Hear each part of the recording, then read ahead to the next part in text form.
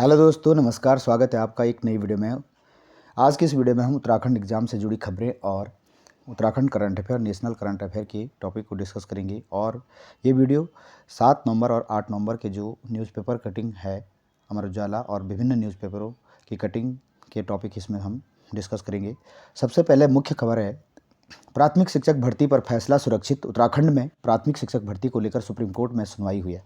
उत्तराखंड में प्राथमिक शिक्षक भर्ती को लेकर मंगलवार को सुप्रीम कोर्ट में 3 घंटे से अधिक समय तक सुनवाई चली, जिसके बाद सुप्रीम कोर्ट ने शिक्षक भर्ती पर फैसला सुरक्षित रख दिया है। तो यहाँ पे सुप्रीम कोर्ट में जो NIOS DLED से संबंधित प्राथमिक शिक्षक भर्ती को लेकर सुनवाई हुई, जिसमें 3 घंटे से अधिक सुनवाई चलने के बाद यहाँ पे सुप्रीम कोर्ट द्वारा फैसला सुरक्षित रख दिया गया है और जल्द ही इसका निर्णय आएगा। जिसके बाद सुप्रीम कोर्ट ने शिक्षक भर्ती पर फैसला सुरक्षित रखा और उत्तराखंड के पूर्व महाधिवक्ता और सुप्रीम कोर्ट के वरिष्ठ अधिवक्ता UK उनियाल के मुताबिक दिवाली के बाद इस पर फैसला आ सकता है। उत्तराखंड में शिक्षक भर्ती का मामला पिछले काफ़ी समय से सुप्रीम कोर्ट में है। मामला NIOS से DLED को शिक्षक भर्ती में शामिल करने से जुड़ा है। दरअसल शासन ने 15 नवंबर 2021 को NIOS से DLED अभ्यर्थियों को शिक्षा विभाग में 2600 पदों के लिए चल रही शिक्षक भर्ती में शामिल होने का आदेश किया था। सरकार ने इस आदेश को बाद में रद्द कर दिया और इससे नाराज अभ्यर्थी इस फैसले के खिलाफ हाईकोर्ट चले गए थे। हाईकोर्ट ने इस मामले में NIOS से DLED अभ्यर्थियों के पक्ष में फैसला दिया था और हाईकोर्ट के इस फैसले के खिलाफ पहले B.Ed अभ्यर्थी और इसके बाद सरकार सुप्रीम कोर्ट चले गई। जून 2023 को शिक्षा सचिव रविनाथ रमन ने इस मामले में जल्द सुनवाई के लिए शिक्षा निदेशक को सुप्रीम कोर्ट में प्रार्थना पत्र जो एप्लीकेशन दायर किए जाने का निर्देश दिए थे। प्रारंभिक शिक्षा निदेशक RK उनियाल ने कहा कि मंगलवार को सुप्रीम कोर्ट में सुनवाई के बाद सुप्रीम कोर्ट ने फैसला सुरक्षित रख दिया है। तो यहाँ पे जो NIOS से DLED अभ्यर्थियों को शिक्षक भर्ती में शामिल करने का मामला था, जिसको लेकर सुप्रीम कोर्ट में SPL दाखिल की गई थी, इस संबंध में सुप्रीम कोर्ट का फैसला आ चुका है और ये फैसला सुरक्षित रखा गया। अभी इसको डिस्क्लोज नहीं किया गया और जल्द ही ये फैसला ओपन सभी के लिए ऑर्डर ये जारी किया जाएगा। तो सभी उत्तराखंड के जो DLED अभ्यर्थी हैं, तो देखते हैं इसमें निर्णय में सुप्रीम कोर्ट किसके फेवर में निर्णय देता है। 2 लाख से अधिक अभ्यर्थियों को इंतजार है। उत्तराखंड में 2 लाख से अधिक अभ्यर्थियों को फैसले का इंतजार है। राज्य में NIOS से DLED अभ्यर्थियों की संख्या करीब 37,000 है और जबकि करीब 1.5 लाख B.Ed अभ्यर्थी हैं। हर साल 650 अभ्यर्थी DLED कोर्स कर जिला शिक्षा प्रशिक्षण संस्थान से निकलें। तो डाइट से 650 अभ्यर्थी प्रति वर्ष ट्रेनिंग करके DLED कोर्स जो प्राथमिक शिक्षक भर्ती के लिए प्राथमिक शिक्षक के लिए पात्र माने जाते हैं। तो यहाँ पे NIOS DLED के संबंध में सुप्रीम कोर्ट में मामला लंबित है अभी, और जिसमें फैसला सुरक्षित रखते हैं सुप्रीम कोर्ट द्वारा। और इसमें राजस्थान हाईकोर्ट द्वारा इस संबंध में प्राथमिक शिक्षक भर्ती में B.Ed डिग्री धारकों को इसमें झटका लगा है। उसमें सुप्रीम कोर्ट के द्वारा अपने निर्णय में कहा गया है कि प्राथमिक शिक्षक भर्ती के लिए मात्र DLED अभ्यर्थी मान्य होंगे, B.Ed डिग्री धारकों को मान्य नहीं माना है उसमें। तो देखते हैं उत्तराखंड NIOS DLED के संबंध में सुप्रीम कोर्ट का फैसला किसकी तरफ रहता है। तो ये मुख्य अपडेट है जो प्राथमिक शिक्षक भर्ती के कैंडिडेट है उनके लिए। दूसरी न्यूज़ है, कॉपी जांचने वाले नहीं, PCS मुख्य परीक्षा का परिणाम लटका। कॉपी जांचने वाले विशेषज्ञ की कमी की वजह से PCS मुख्य परीक्षा का परिणाम 8 महीने से लटका हुआ है। राज्य लोक सेवा आयोग का दावा है कि दिसंबर के अंत तक परिणाम आने की संभावना है। राज्य लोक सेवा आयोग ने PCS परीक्षा 2021 का नोटिफिकेशन था PCS का, ये 10 अगस्त 2021 को जारी हुआ था और अभी तक मुख्य परीक्षा का परिणाम जारी नहीं हुआ है।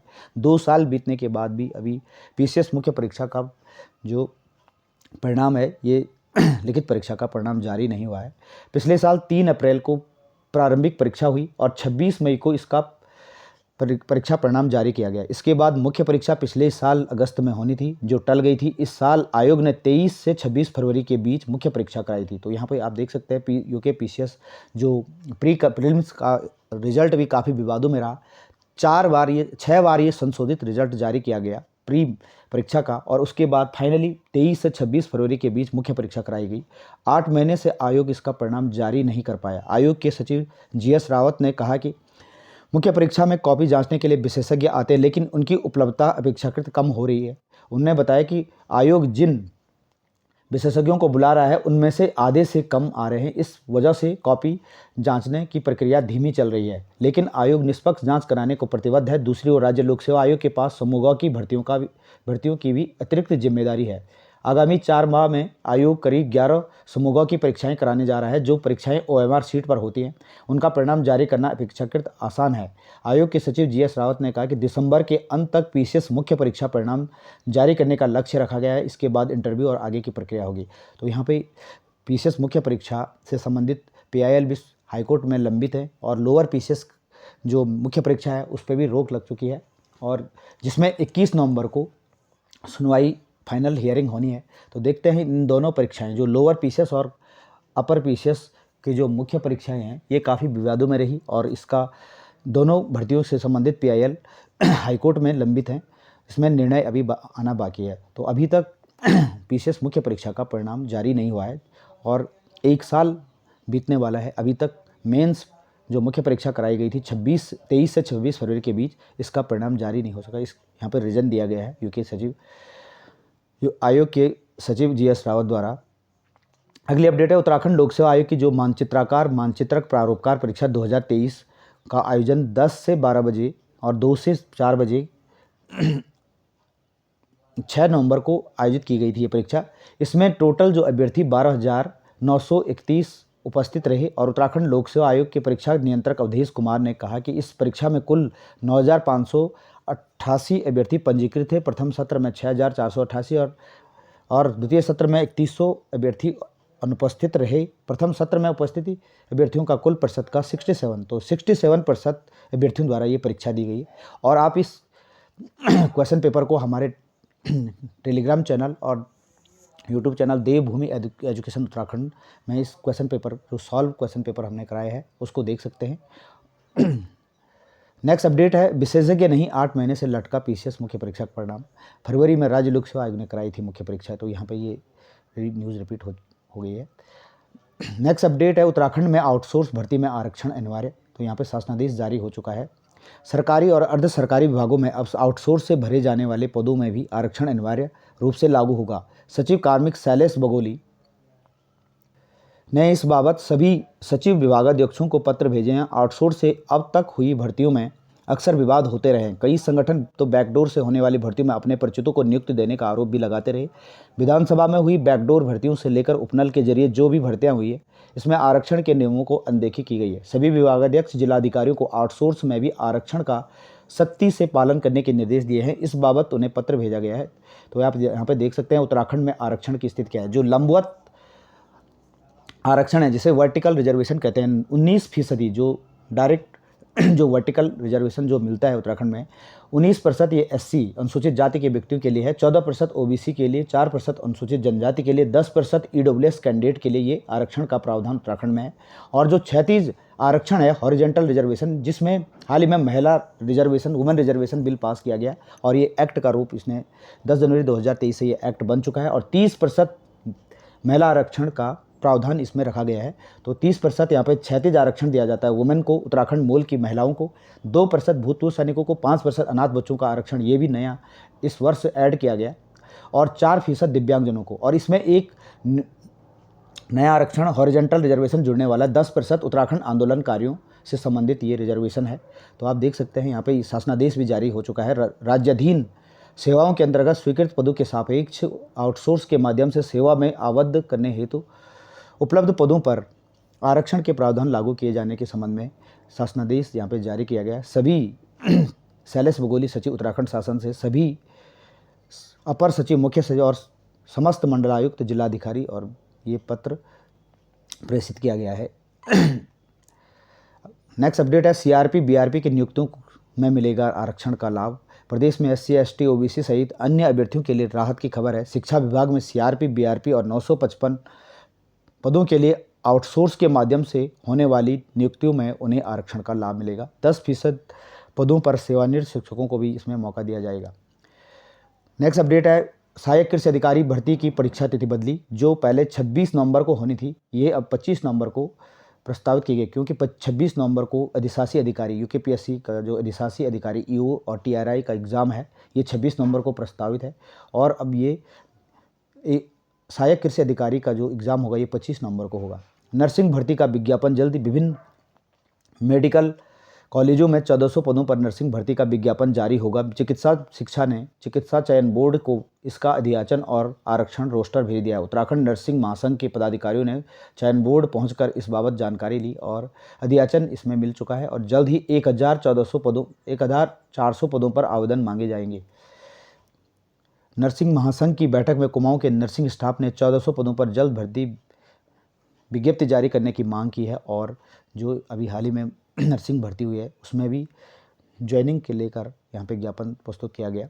चयनित अभ्यर्थियों को नियुक्ति न देने पर निदेशालय में प्रदर्शन। स्वास्थ्य विभाग में नर्सिंग अधिकारियों के 1376 पदों पर चयनित अभ्यर्थियों को नियुक्ति न देने की मांग को लेकर संविदा और बेरोजगार नर्सिंग अधिकारी महासंघ ने निदेशालय में प्रदर्शन किया। महासंघ ने कहा कि शीघ्र चयनित अभ्यर्थियों को नियुक्ति पद देकर तैनाती की जाए। सोमवार को महासंघ के प्रदेश अध्यक्ष हरिकृष्ण बिजलवाण की अगुवाई में प्रशिक्षित युवाओं ने स्वास्थ्य महानिदेशालय के बाहर प्रदर्शन किया। महासंघ का कहना है कि 12 सितंबर 2023 को उत्तराखंड चिकित्सा सेवा चयन बोर्ड ने स्वास्थ्य विभाग में नर्सिंग अधिकारी के 1376 पदों पर अंतिम चयन परिणाम घोषित किया है, लेकिन इसमें अभी भी चयनित कैंडिडेट्स को नियुक्ति का इंतजार करना पड़ रहा है। स्वास्थ्य केंद्रों में नर्सिंग अधिकारियों की कमी है, वहीं चयनित अभ्यर्थियों को तैनाती में देरी की जा रही है।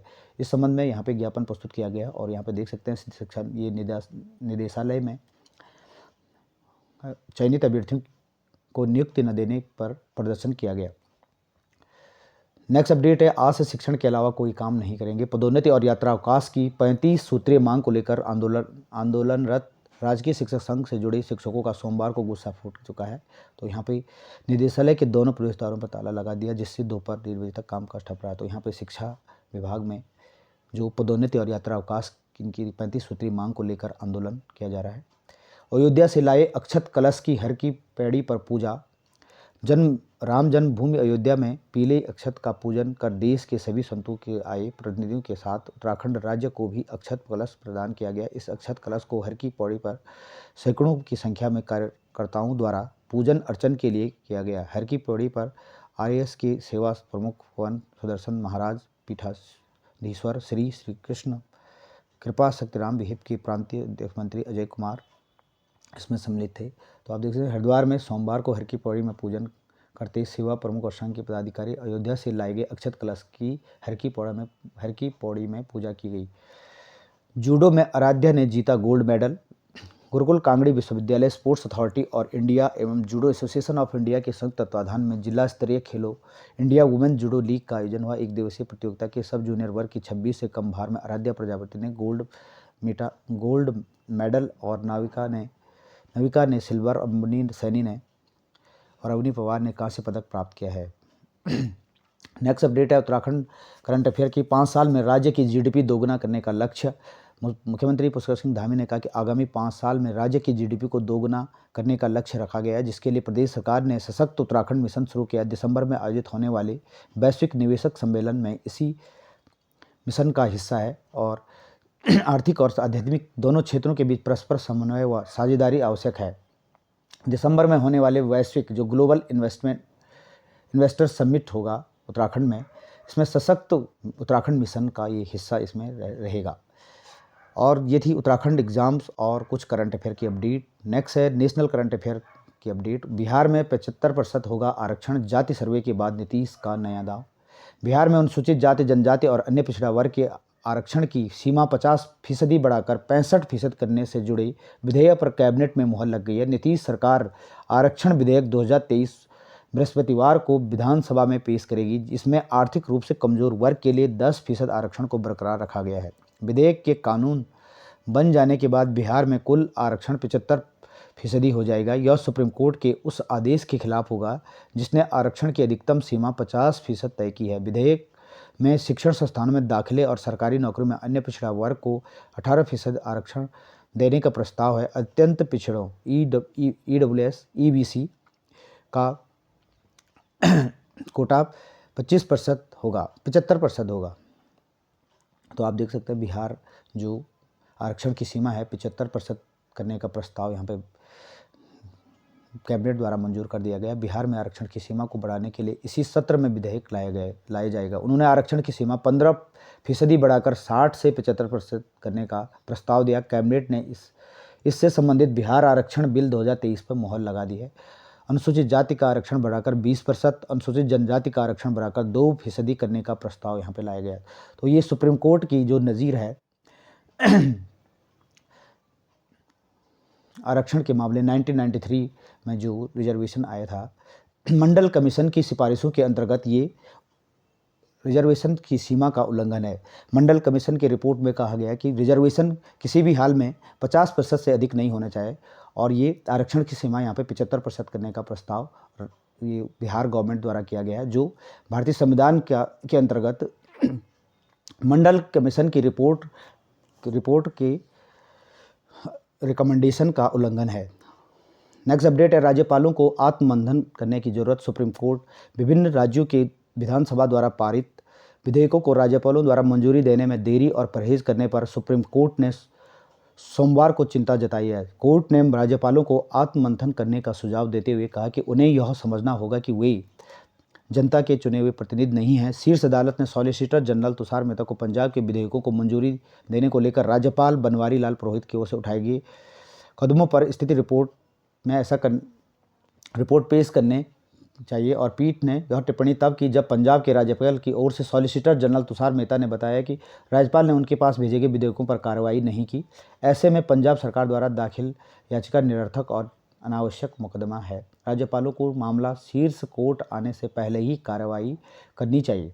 तो यहाँ पे राज्यपालों की कार्रवाई पे सुप्रीम कोर्ट ने टिप्पणी की है। नेक्स्ट अपडेट है, लोगों को मरता नहीं छोड़ सकते सुप्रीम कोर्ट। प्रदूषण के गंभीर स्तर पर अदालत ने जताई चिंता। 5 राज्यों को निर्देश, पराली जलाना तुरंत रोके, सभी राज्य पटाखों पर प्रतिबंध को लागू करें।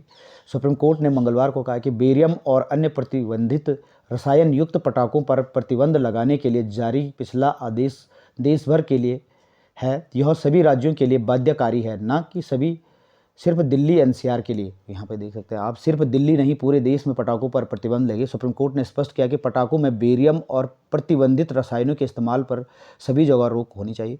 दिवाली पर पटाखों को लेकर सुप्रीम कोर्ट ने स्पष्ट किया कि पटाखों में बेरियम और प्रतिबंधित रसायनों के इस्तेमाल के खिलाफ उसके पहले निर्देश सिर्फ दिल्ली एनसीआर नहीं बल्कि पूरे देश के लिए है। यह स्पष्टीकरण बेरियम पटाखों पर प्रतिबंध व त्योहारों के दौरान वायु व ध्वनि प्रदूषण कम करने के संबंध में राजस्थान को शीर्ष अदालत के आदेशों का पालन करने का निर्देश देने की मांग की अर्जी पर आया था। जस्टिस एएस बोपन्ना व जस्टिस एमएस सुरेंद्रम की पीठ ने कहा कि पर्यावरण को प्रदूषित करके जश्न मनाने का मतलब पूरी तरह से स्वार्थी होना है। किसी नए निर्देश की जरूरत नहीं है। राजस्थान सरकार को पिछले आदेशों पर विशेष ध्यान देना होगा। पीठ ने कहा कि पटाखों पर पूर्ण प्रतिबंध तब तक लागू नहीं किया जा सकता जब तक लोग इनका इस्तेमाल बंद करने की जिम्मेदारी नहीं करते हैं। पर्यावरण को प्रदूषित कर जश्न मनाने का मतलब पूरी तरह से स्वार्थी हो जाना है। लोग खुद संवेदनशील है, पटाखों का इस्तेमाल बंद करने का जिम्मा उठाएं। सुप्रीम कोर्ट की ये टिप्पणी की गई है। पराली जलाना तुरंत रोके, लोगों को मरने नहीं दे सकते। हमारा बुलडोजर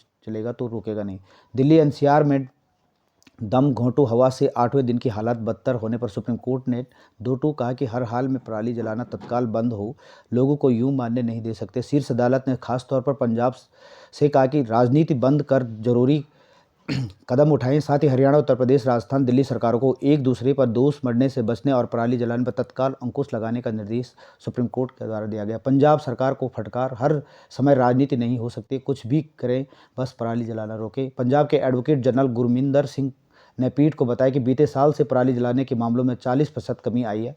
इससे पीठ ने कहा कि आप राजनीति बंद करें, हम हर समय राजनीति की लड़ाई नहीं लड़ सकते, हम यह नहीं जानते कि आप कैसे रोक सकते हैं। यह आपका काम है, चाहे कार्रवाई करें, जुर्माना लगाए, प्रोत्साहन देकर बंद करें।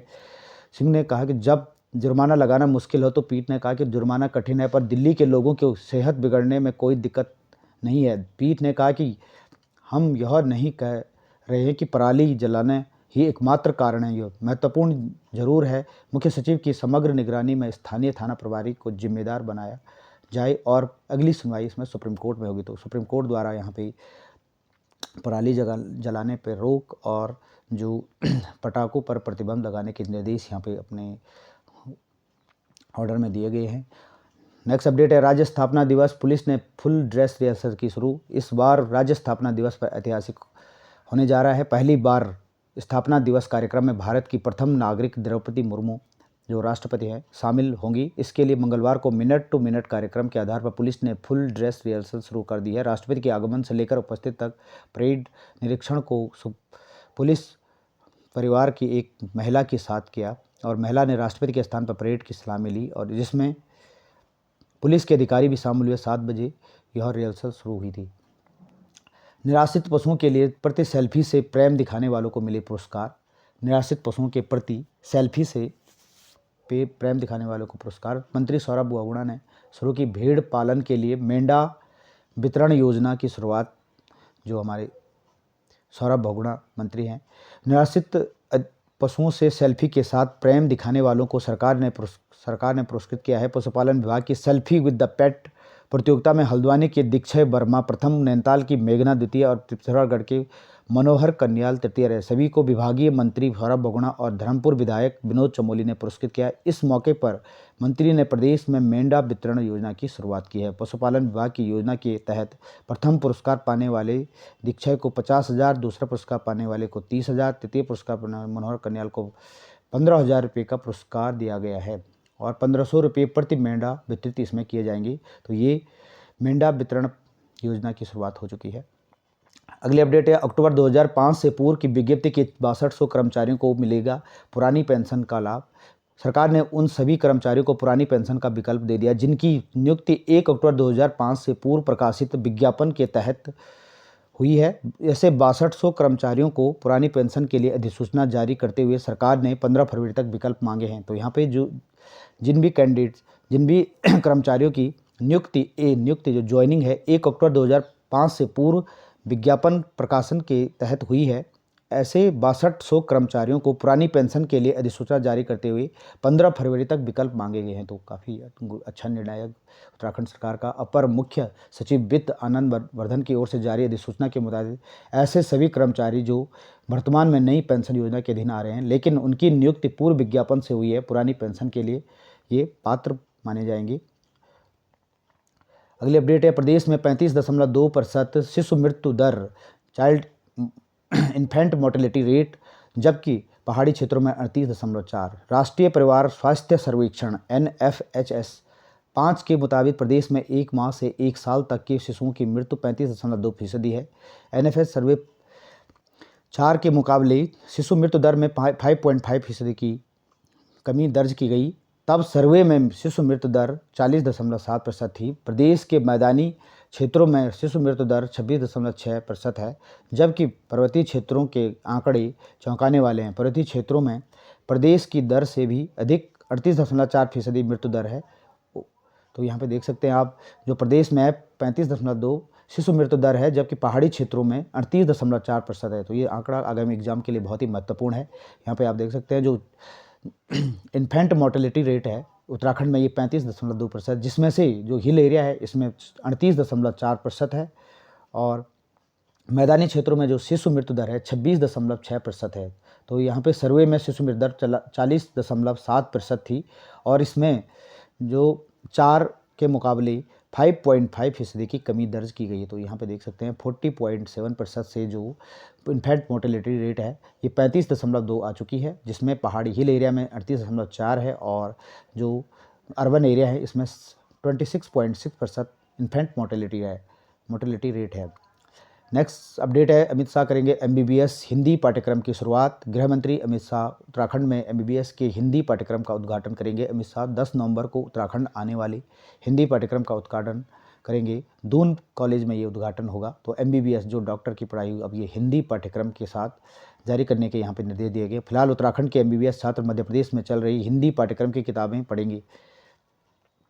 अगली अपडेट है, festival treat Bharat brand that stand for quality and affordability यहाँ पे लॉन्च किया गया है। भारत आटा जो 27.5 kg की दर से बिकेगा और भारत दाल 60 रुपये किलो प्रति kg की दर और 25 रुपये प्रति kg की दर से प्याज यहाँ पे बेचा जाएगा। To be the made available through the cooperative institution like NAFED और एनसीसीएफ के माध्यम से ये प्रोडक्ट बेचे जाएंगे। तो आप यहाँ पे देख सकते हैं how to buy Bharat Atta launch by the government of Uttarakhand at 27.5%। The centre has launch the Bharat Atta wheat flour for ordinary consumer at 27.5% kg available at all physical and mobile outlet of Kendriya Bhandar NAFED and NCCF from Monday. तो Monday से यहाँ पे भारत सरकार की ये scheme है, सभी राज्यों में ये लागू होगी और यहाँ पे 27.5% ₹5 प्रति केजी के हिसाब से भारत ब्रांड के प्रोडक्ट आटा, दाल, अनियन ये बेचे जाएंगे। नेक्स्ट अपडेट है मैक्सवेल्स में से 201 as Australia record the best chases in the world cup history to qualify for semifinal. यहाँ पे ऑस्ट्रेलिया द्वारा अफगानिस्तान को 3 विकेट से हरा दिया गया वानखेड़े स्टैंड, जिसमें ग्लेन मैक्सवेल ने 201 रन डबल सेंचुरी मारी है। नेक्स्ट अपडेट है असम के साथ उत्तराखंड करेगा सेब का व्यापार। कृषि मंत्री गणेश जोशी ने असम कृषि विपणन बोर्ड के साथ बैठक में ये कहा है और उत्तरकाशी जिले के हरसिल में उत्पादित सेब का व्यापार असम की मंडियों में किया जाएगा। गुवाहाटी दौरे पर रविवार को कृषि मंत्री गणेश जोशी ने उत्तराखंड के सेब को असम तक पहुंचाने के लिए मंडी विपणन बोर्ड के अधिकारियों के साथ यहाँ पर बैठक की है। टिहरी की जनक्रांति पुस्तक का हुआ विमोचन। गिरिधर सिंह पंडित की पुस्तक टिहरी की जनक्रांति का विमोचन इतिहासकार लेखक पद्मश्री प्रोफेसर शेखर पाठक ने किया। रविवार को हुए कार्यक्रम की अध्यक्षता राजीव लोचन बहुगुणा द्वारा की गई। पुस्तक में गणराज्य वंश के शासकों का इतिहास तथ्यों के साथ बताने का प्रयास किया गया है। गिरधर पंडित ने पुस्तक में टिहरी रियासत के भीतर जन संघर्ष, विशेषकर राजशाही के चरित्र और किसान आंदोलन के संघर्ष को प्रस्तुत किया है। योगेश दसमाना ने भी विचार रखे हैं। इस दौरान प्रोफेसर अतुल सकलानी, समर कंडारी ये मौजूद थे। महामहिम आज बद्रीनाथ धाम में। राष्ट्रपति आज बद्रीनाथ धाम में भगवान नारायण के दर्शन करेंगे और इसके बाद महामहिम केंद्रीय विश्वविद्यालय जो गढ़वाल विश्वविद्यालय है श्रीनगर में दीक्षांत समारोह में यहाँ पे शामिल होंगी। बद्रीनाथ कार्यक्रम को लेकर मंगलवार को ड्यूटी में तैनात अधिकारी कर्मचारियों की फुल ड्रेस रिहर्सल हुई। नेक्स्ट अपडेट है सेंचुरी क्षेत्र में लैंडिंग, कंपनी मैनेजर पर मुकदमा। अभिनेत्री सारा अली खान को लेकर मधुमेश्वर पहुंचा था हेलीकॉप्टर। सेंचुरी क्षेत्र मधुमेश्वर में बिना अनुमति के हेलीकॉप्टर लैंडिंग कराने को लेकर केदारनाथ वन्य जीव प्रभार ने थम्बी हेली एविएशन के मैनेजर के खिलाफ वन्य जीव अधिनियम 1972 जो वाइल्ड लाइफ प्रोटेक्शन एक्ट 1972 जो संशोधन हुआ 2022 की धाराओं में मुकदमा दर्ज कर दिया है। इस हेलीकॉप्टर से बीते 29 अक्टूबर को फिल्म अभिनेत्री सारा अली खान द्वितीय केदार मधुमेश्वर पहुंची। विभागीय अधिकारियों का कहना है कि युकाडा से हेली के कंपनी को अनुमति थी, लेकिन कंपनी प्रबंधन ने सेंचुरी क्षेत्र में उड़ान और लैंडिंग को लेकर वन विभाग को सूचित नहीं किया। केदारनाथ वन्य जीव प्रभार के खिमट रेंज के रेंजर प्रदीप गौड़ ने बताया कि हेलीकॉप्टर ने मधुमेश्वर मंदिर से कुछ दूरी पर लैंडिंग की और हेलीकॉप्टर सुबह 11:30 बजे से 4 बजे तक वहां खड़ा था, लेकिन हेली कंपनी ने इस उड़ान को लेकर विभाग से कोई अनुमति नहीं मांगी। कंपनी की कार्यशैली पर उठते जा रहे सवाल। तो यहाँ पर जिस प्रकार से हेली कंपनियों के द्वारा बिना अनुमति के सेंचुरी जो हमारे पर्यावरण को नुकसान पहुंचाया जा रहा है, इसमें लैंडिंग कराई गई और जिसमें वन विभाग द्वारा शीघ्र इसमें वन्य जीव अधिनियम 1972 की धारा 50 और के अंतर्गत कार्रवाई की गई। राज्य निर्माण अवधारणा की बुनियाद भी नहीं रख पाई। जल, जंगल, जमीन पर हमारा अधिकार हो, यह इंतजार अभी खत्म नहीं हुआ। हमारी दशा चिंताजनक है। मेरा अनुभव है कि 23 वर्ष बाद भी हम राज्य निर्माण की मूल अवधारणा की बुनियाद भी नहीं रख पाए। पहाड़ का पानी पहाड़ के काम आए, जंगल, जमीन और जल पर हमारा अधिकार हो। उत्तराखंड राज्य रविंद्र जुगरान जो भाजपा के पूर्व अध्यक्ष राज्य आंदोलनकारी सम्मान प्रसाद के हैं, इनके द्वारा ये आर्टिकल लिखा गया है और जिसमें इनके द्वारा उत्तराखंड निर्माण से संबंधित इस आर्टिकल में इसका उल्लेख किया गया है कि उत्तराखंड बने हुए 23 वर्ष हो चुके हैं, लेकिन अभी भी यहाँ पे बुनियादी सुविधाओं का अभाव है। इस संबंध में ये आर्टिकल है। तो ये नेक्स्ट पीसीएस मेंस एग्ज़ाम के लिए महत्वपूर्ण, ये निबंध के लिए ये टॉपिक आपके लिए महत्वपूर्ण है। नेक्स्ट अपडेट है 6% के पास पहुँचेगी महंगाई। अर्थशास्त्रियों का दावा, नए साल में कीमतों के मोर्चे पर मिल सकती है राहत। 75% तक बढ़ गए हैं प्याज के दाम एक महीने में और 5.3% पहुँच सकती है खुदरा महंगाई दर। अगली अपडेट है उत्तराखंड में निवेश है तो देश विदेश में आयोजित विभिन्न रोड शो में अब तक विभिन्न उद्योग समूह के द्वारा 94,000 करोड़ रुपए के MOU संपादित किए गए, जिसमें नीति आयोग के एक्सपर्ट प्रिपेयर्डनेस इंडेक्स में वर्ष 2021 की रैंकिंग में हिमालय राज्यों में प्रथम, संपूर्ण देश में 9वां स्थान, नीति आयोग के अनुसार SDG रैंकिंग में चौथे स्थान पर रहा। तो यहाँ पे ये कुछ पॉइंट है आगामी एग्जाम के लिए, और कुछ आंकड़ा यहाँ पे दिए गए हैं। चावल का सर्वाधिक सेवन किस कंट्री द्वारा किया जाता है? चावल का जो सर्वाधिक सेवन बांग्लादेश में होता है। भारत में प्रतिदिन प्रति व्यक्ति 26.2% चावल का सेवन करता है। तो यहाँ पे बांग्लादेश 67.7%, कंबोडिया में 59.8, और ये यहाँ पे आंकड़ा देख सकते हैं आप, चावल का सर्वाधिक सेवन बांग्लादेश में होता है। और भारत में जो प्रतिदिन चावल का सेवन होता है ये 26.2% है।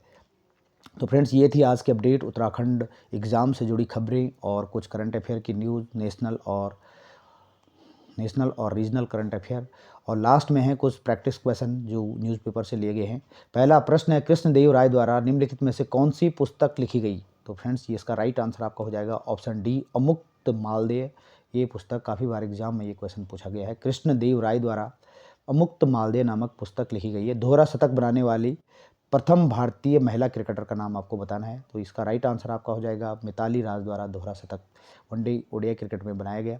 और विश्व मौसम विज्ञान संगठन का मुख्यालय, जो वर्ल्ड मेट्रोलॉजिकल ऑर्गेनाइजेशन है, इसका मुख्यालय है आपका जिनेवा में। जो भी आपका WTO है, WMO है, WHO है, इनके सभी कार्यालय जिनेवा में। अंतर्राष्ट्रीय योग दिवस 21 जून को प्रतिवर्ष मनाया जाता है और इसकी शुरुआत भारत के द्वारा की गई थी। देश का पहला भगोड़ा आर्थिक अपराधी किसे घोषित किया गया? इसका राइट आंसर आपका हो जाएगा ऑप्शन डी, विजय बहुगुणा को यहाँ पे भगोड़ा आर्थिक अपराधी, जो इकोनॉमिक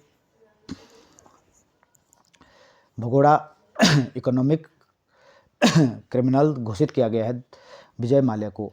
तो ये थे 5 महत्वपूर्ण प्रश्न। तो आज की वीडियो यहीं पर समाप्त करते हैं। Thanks for watching video. जो चैनल पर नए हैं, चैनल को ज़रूर लाइक, शेयर और सब्सक्राइब कीजिएगा। और उत्तराखंड के नीडी स्टूडेंट जो UKPSC एस्पिरेंट हैं, जो इंटीरियर उत्तराखंड के पहाड़ों में हैं, उन तक ये वीडियो ज़रूर पहुंचाएगा। और कहीं ना कहीं आपको इस वीडियो से उत्तराखंड करंट अफेयर और एग्ज़ाम की दृष्टि से महत्वपूर्ण प्रश्न आपको देखने को मिलेंगे। और हमारे इस वीडियो से बहुत ही एग्ज़ाम में जो करंट अफेयर के क्वेश्चन काफ़ी एग्ज़ाम में पूछे जा रहे हैं।